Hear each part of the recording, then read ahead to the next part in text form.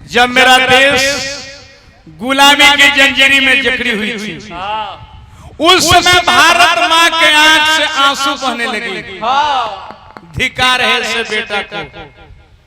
मैंने अपने कोख में बहुत बहुत बहादुर बेटे को पाला, लेकिन एक बहादुर बेटे के मतारी की इज्जत लुटा रहा था। उस समय क्रांति शुरू की गई। गांधी जी ने क्रांति चंपारण के धरती से शुरू किए।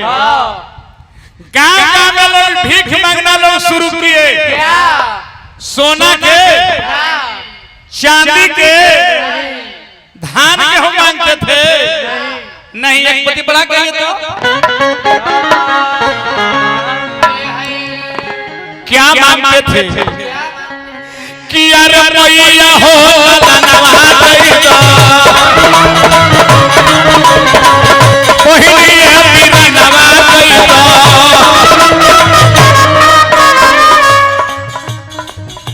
परले विपत्तिया भारी, परले विपत्तिया भारी, मगिया बिरनवा गई तो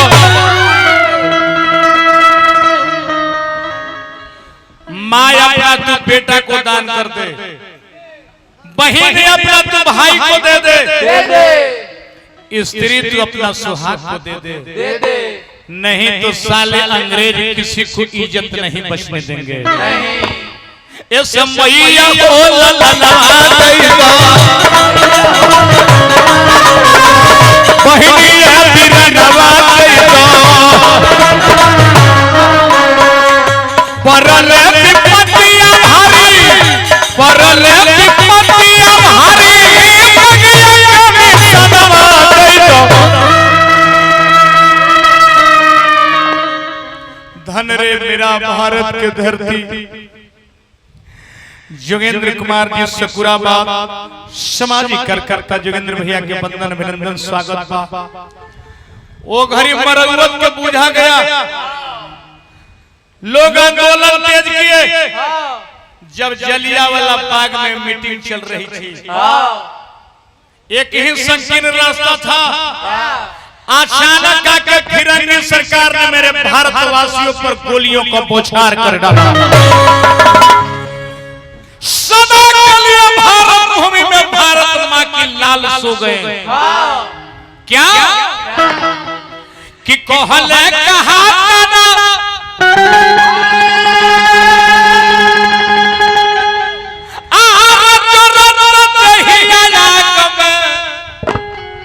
चलवल गोलिया हो,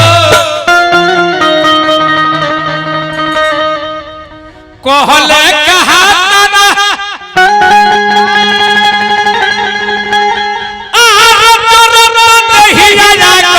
चलवल गोलिया रे अमुदय चली जाओ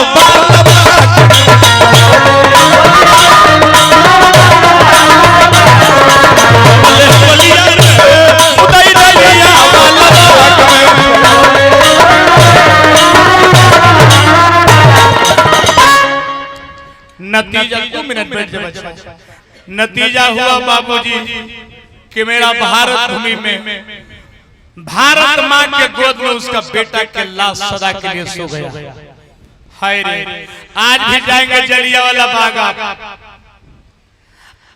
आज भी जलियांवाला बाग जाएंगे तो गोलियों का निशान बना के बताया गया है, दिखाया गया है। आज भी जलियांवाला बाग में जाएंगे तो मिट्टी खोदेंगे तो लाल पाएंगे। भारतवासियों के खून से सनी हुई मिट्टी है बाबू। वहीं माई के इकलौता बेटा भगत सिंह पढ़ा करते थे।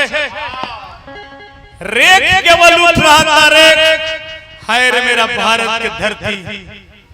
भगत सिंह ने देखे कि मेरा भारतवासियों का लाश सदा के लिए भारत भूमि के गोद में सो गया। पढ़ाई छोड़ दिए, भगत सिंह आंदोलन में कूद पड़े। 3 साथी थे, राजगुरु, सुखदेव, भगत सिंह। जब तीनों साथी ने जाकर असेंबली में बम फेंके हैं, एक भी मर्डर नहीं हुआ था, एक भी जख्म नहीं हुआ था, लेकिन भगत सिंह को पकड़ लिया गया। जब भगत सिंह को पकड़ लिया जाता है और अदालत में पेश किया जाता है, अदालत के गेट के सिपाही बोला, वो मासूम चेहरा देख के भगत सिंह तूने बहाना कर देना कि बम मैंने नहीं फेंका है, लेकिन हाय रे मेरा देश भारत के फौलादी शेर। जब जज डांट के पूछता है कि भगत बोल बम किसने फेंका है, करेजा ऊंचा करके भगत सिंह कहते कि बम मैंने नहीं फेंका है। जज कहता है कि शाबाश बेटे सजा क्या चाहते हो। भगत सिंह कहले कि चौराहे पर खड़ा करके मुझे गोली मार दो, हम गुनाहगार हैं। क्यों? भगत सिंह सोचे कि चौराहा पर खड़ा करके अंग्रेज मुझे गोली मार देगा और गोली मार के लटका देगा, हम तो मर जाएंगे, लेकिन मेरा देश के नौजवान जब देखेगा तो आग भड़क उठेगी, आंदोलन तेज हो जाएगा, हम मर जाएंगे, लेकिन मेरा देश जल्दी आजाद हो जाएगा। ऐसे से मेरा देश के अंदर बहादुर बेटे पैदा हुए। फांसी के तख्ते पर जा रहे थे, बैक बैक में उनको फांसी दिया गया। फांसी के तख्ते पर जा रहे थे तो गा रहे थे कि सरफरोशी की तमन्ना अब हमारे दिल में है, देखना है जोर कितना बाजुओं का दिल में है। भगत सिंह के जब अंतिम वक्त आता है तो जलाल पूछने लगता है कि भगत सिंह तेरा जिंदगी का अंतिम वक्त आ गया है, बोल क्या चाहते हो। भगत सिंह बोलते हैं कि साहब तने माई से भेंट न करा देबो। भगत सिंह को जब मां को लाया जाता है साहब, तो भगत सिंह के आंख से आंसू छलक जाता है। पति बढ़िए क्या होते हैं बाबू,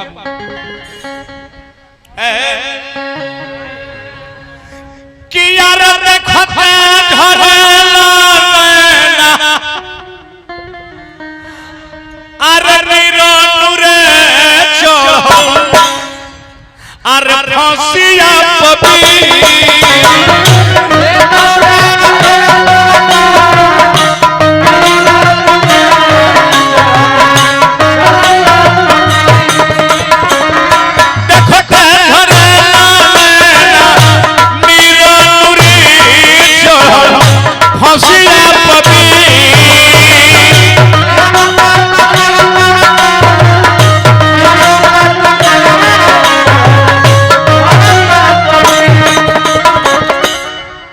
भगत सिंह सुखदेव से कहते कि देख मेरी मां गई, परना भगत के जब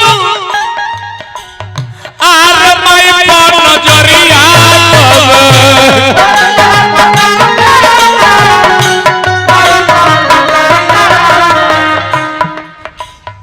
आर झरा झरा बहे आंसुआ के धरिया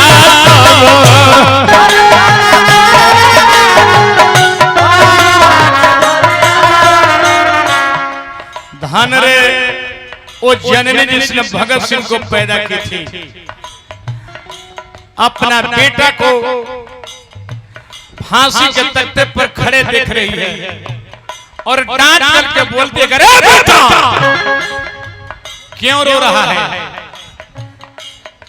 आने वाला इतिहास क्या लिखेगा कि भगत सिंह के मां कैसे कायर बेटा को जन्म दी, कि देश के खातिर फांसी पर रो डाला। यही खातिर रो रहा है मेरे लाल कि हम मर जाएंगे तो मेरा मां को परवश कौन चलाएगा। कार कोई लमैया के फिकीर रे छोड़ फांसिया पबी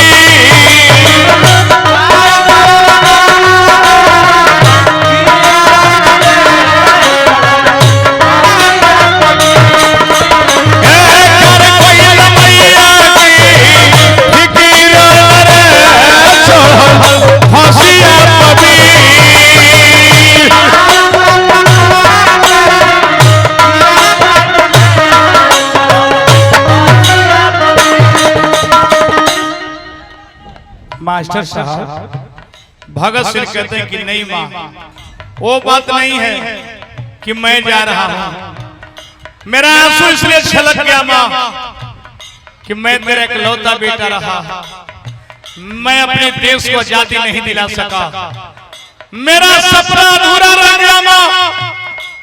मैं अपने देश के ऊपर तिरंगा नहीं लगा सका माँ। एक और भाई होता माँ तो मेरे अधूरा सपना को पूरा कर देता। नहीं तो एक कुत्ते अंग्रेज के सामने मैया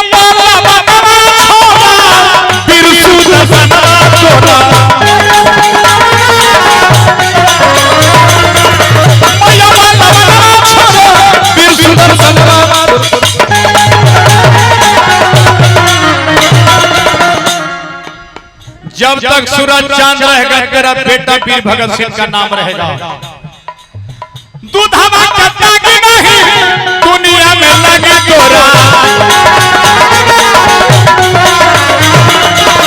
दूधवा कच्चा की नहीं दुनिया में लगी तोरा।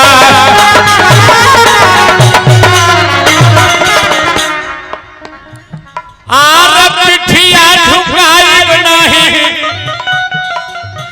आर सिरन रे चढ़ल हंसिया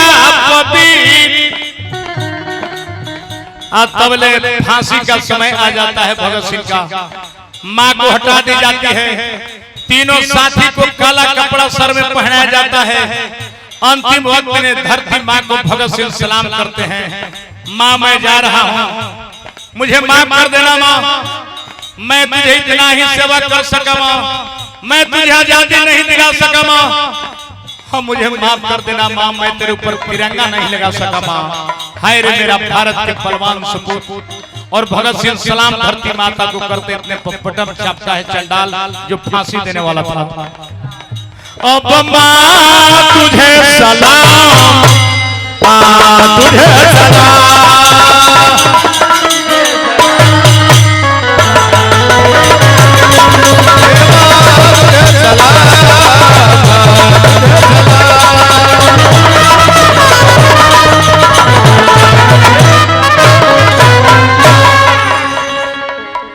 सदा के लिए भगत सिंह इस दुनिया से चले जाते हैं साहब।